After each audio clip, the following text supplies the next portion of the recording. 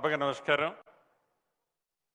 ఈరోజు ఈ కార్యక్రమానికి ముఖ్య అతిథిగా వచ్చిన మన అందరి అభిమాన నాయకులు, మన పెద్దన్న రాష్ట్ర ముఖ్యమంత్రి వర్యులు రేవంత్ రెడ్డి గారికి, ఈ జిల్లా ఇన్ఛార్జి మంత్రివర్యులు సహచర మంత్రివర్యులు శ్రీధర్ బాబు అన్న గారికి, హైదరాబాద్ ఇన్ఛార్జి మంత్రివర్యులు పొన్నం ప్రభాకర్ గారికి, వేదిక మీద ఉన్న సహచర శాసనసభ్యులు, శాసన మండలి చీఫ్ విప్ గారు మహేందర్ రెడ్డి గారు, గౌరవ కార్పొరేషన్ చైర్మన్లు, అదే రకంగా హౌసింగ్ బోర్డు ఎండి గౌతమ్ గారు, హౌసింగ్ బోర్డు టీము, గౌరవ జిల్లా కలెక్టర్ గారు, అదే రకంగా సిఎంఓ, అదే రకంగా కార్పొరేషన్ పరిధిలోని హెచ్ఎండిఐ అధికారులు, ఇంకా వివిధ శాఖ అధికారులు, ఈ కార్యక్రమంలో పాలు పంచుకుంటున్న పెద్ద ఎత్తున వచ్చిన నా తోబుట్టువులైన ఆడబిడ్డలు, అన్నదమ్ములు, మీడియా మిత్రులు అందరికీ మనస్ఫూర్తిగా హృదయపూర్వక నమస్కారం.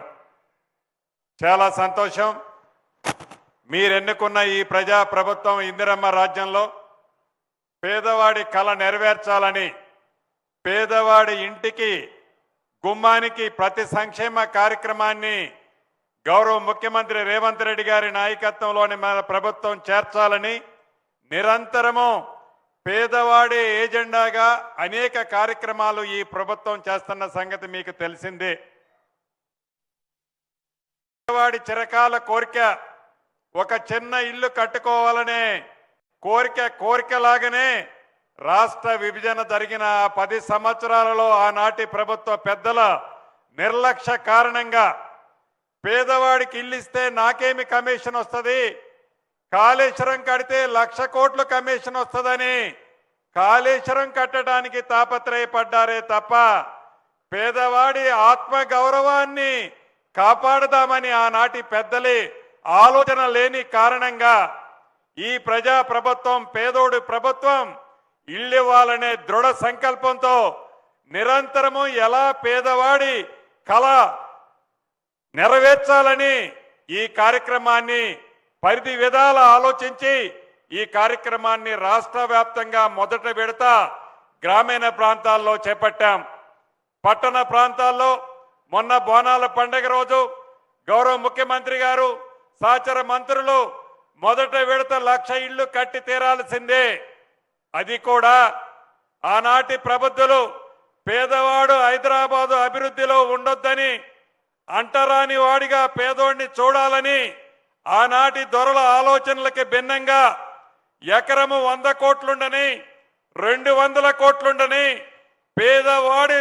పేదవాడి ఒంట్లో ఉన్నది రక్తమే, ధనికుల ఒంట్లో ఉన్నది రక్తమే, పేదవాడి ఆత్మ గౌరవానికి 200 కోట్లు ఎకరమున్న స్థలంలోనైనా కట్టిద్దామని గౌరవ ముఖ్యమంత్రి రేవంత్ రెడ్డి గారి ఆలోచనలకు అనుగుణంగా ప్రతి నియోజకవర్గాన్ని యూనిట్గా తీసుకొని, అది జూబ్లీ హిల్స్ కానివ్వండి, పలకనామా ప్యాలెస్ కానివ్వండి, ఈ కుకటపల్లిలో కూడా చూస్తున్నారు ఎంత అద్భుతమైన టవర్లు ఉన్నాయో, వాటిని ఆనుకొని ఉండే విధంగా పేదవాడి కొళ్ళ ఇల్లు ఇందిరమ్మ టవర్స్ ద్వారా ఇవ్వాలని మొదట విడత 16 నియోజకవర్గాల్లో భూములు ఏవైతే ప్రభుత్వ భూములు ఉన్నాయో, గవర్నమెంట్కి డబ్బు అవసరమే, వేలం ద్వారా డబ్బు వస్తే మంచిగానే ఉంటది, కానీ దానికంటే పేదవాడి ఆత్మ గౌరవాన్ని ఈ ప్రభుత్వం, ఆనాటి ప్రభుత్వం తాకట్టు పెట్టింది.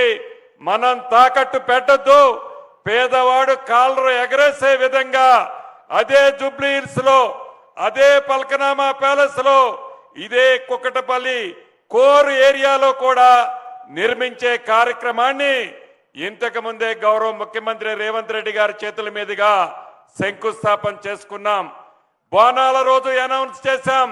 మళ్ళీ బోనాల నాటికి అయ్యా ముఖ్యమంత్రి గారు, మళ్ళీ బోనాల నాటికి ఈ 16 గాని 20 నియోజకవర్గాల్లో ఇదే టవర్ల నుంచి మీరు బోనాలు పండుగ చేసే విధంగా ఈ ప్రభుత్వం వడిగా ఈ ఇళ్లు కట్టి మీకు ఇవ్వటం జరుగుద్ది. ఇందిరమ్మ ప్రభుత్వం అస్తమంటేనే హైదరాబాద్ ప్రజలకే కాదు రాష్ట్ర ప్రజలానికి నేస్తం.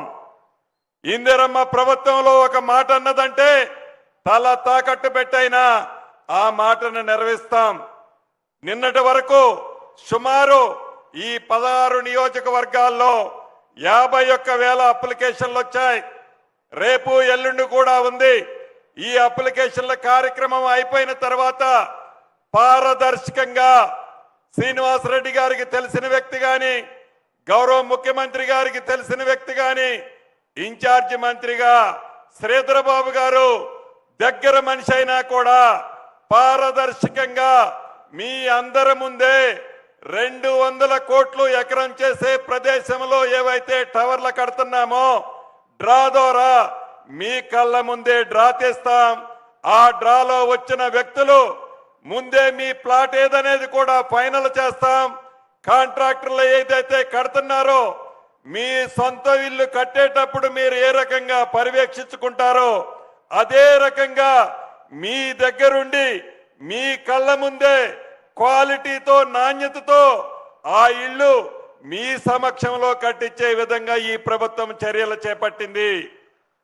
ఇక్కడ ఏ రకమైన అవకతవకలు లాలూచీలు ఉండవు. కానీ 10 సంవత్సరాలలో వాళ్ళు చేయలేని పని, వాళ్ళు ఆలోచనకు రాని పని, ఏ భూమి అమ్మి ఖజానాకి జమ చేసి ఖజానా నుంచి మా ఖాతాలోకి ట్రాన్స్ఫర్ చేసుకుందామని ఆనాటి ప్రభుత్వాలు ఆలోచించారో వారి ఆలోచనలకు భిన్నంగా ప్రతి నియోజకవర్గాన్ని ఒక యూనిట్ గా తీసుకొని ఏ పేదవాడు నివసించే ప్రాంతంలో, ఏ పేదవాడు జీవనోపాధికి జీవిస్తున్న ప్రాంతంలోనే మీరనుకునే ఇందిరమ్మ ఇల్లు ఈనాడు ఈ ప్రభుత్వం ఇవ్వబోతుంది. ఇదేదో ఒకసారి ఇచ్చి అయిపోయింది అనేది కాదు. 1,00,000 ఇళ్ళు అనేది మొదట ఇచ్చే కార్యక్రమం, మొదట నిర్మించే కార్యక్రమం. ఇది నిరంతరము జరిగే ప్రక్రియ. చివరి పేదవాడి వరకు నీది ఏ కులమని అడగం, నీది ఏ మతమని అడగం, నీవు ఇల్లిస్తే నా పార్టీకి ఓటేస్తామా అని కూడా అడగం. కానీ చిత్తశుద్ధితో పేదవాడి ముఖంలో చిరునవ్వు చూడాలని, పేదవాడిని కూడా ఒక మనిషిలా గౌరవించాలని ఈ ప్రభుత్వం ఆలోచనతో ఈ టవర్లు ఇస్తుందో తప్పకుండా పెద్దక్క ఈ ప్రభుత్వాన్ని మనస్ఫూర్తిగా వచ్చిన తర్వాత దీవించి తీరుద్ది. ఆ నమ్మకము, ఆ విశ్వాసము మా ప్రభుత్వానికి ఉంది.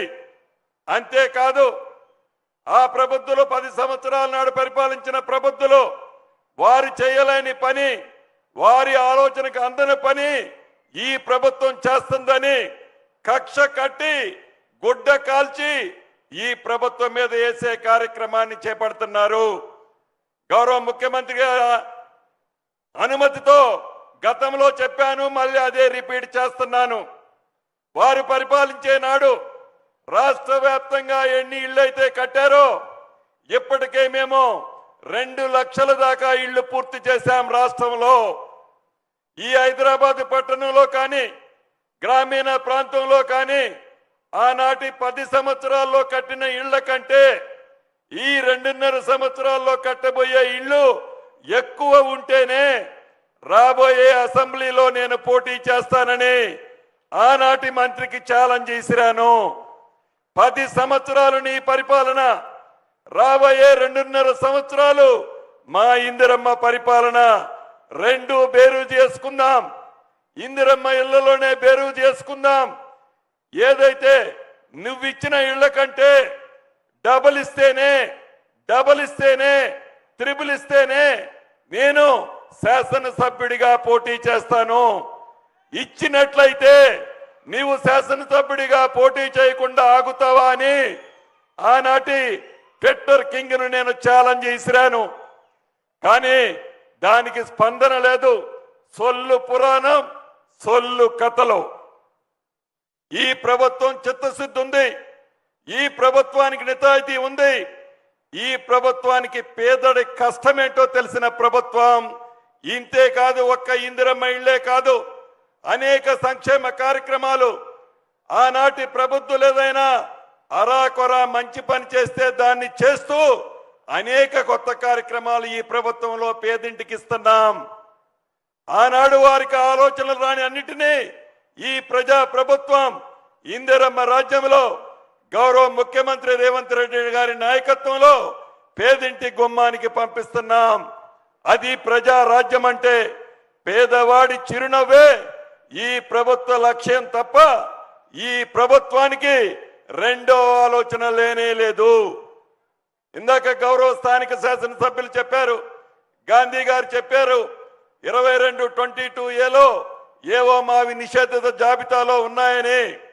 అవి ప్రభుత్వ భూములు కాకపోతే, ప్రభుత్వంతో ఏ రకమైన లిటిగేషన్ లేకపోతే, రేపు కానీ ఎల్లుండి కానీ వాటన్నిటినీ అటువంటి ఉంటే తప్పకుండా ఆ నిషేధిత జాబితాలో నుంచి తీస్తామని కూడా ఈ వేదిక ద్వారా ప్రతి ఒక్క పౌరుడికి తెలియజేసుకుంటూ మరొక్కసారి మీ అందరికీ శుభాకాంక్షలు తెలుపుతూ సెలవు తీసుకుంటున్నాను.